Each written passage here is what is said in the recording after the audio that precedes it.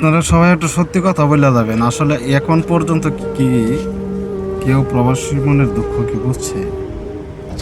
কেউ বোঝেনি।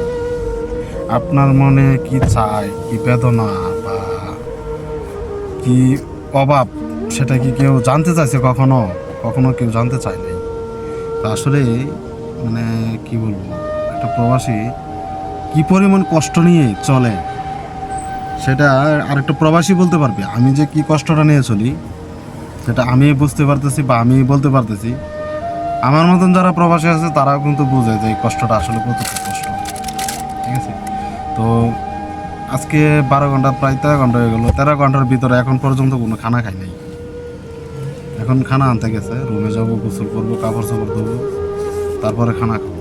তো এই একটা অবস্থা, মানে কি বলবো, যারা যারা প্রবাসে আসতে চাইতেছেন, নতুন যারা যারা কষ্টটা মানে নিজের হাতে নিজে যে কষ্টটা মাইনে নেবেন, তারাই প্রবাসে আসেন। আর যারা মানতে পারবেন না, যারা এই যে কি জানি বলে বাপের আদর, এক বাপের এক পোলা, আদরের পোলা, তারা আমি মনে করি বিদেশ আসার থেকে না ওটা অনেক বেটার।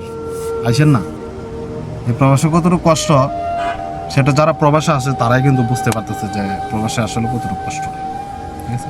তো আশা করি আমার ভিডিওটা সবাই দেখবেন, আর ভিডিওটা যদি ভালো লাগে তাহলে একটা লাইক এবং একটা শেয়ার করে দিন। ওকে, তো ধন্যবাদ সবাইকে।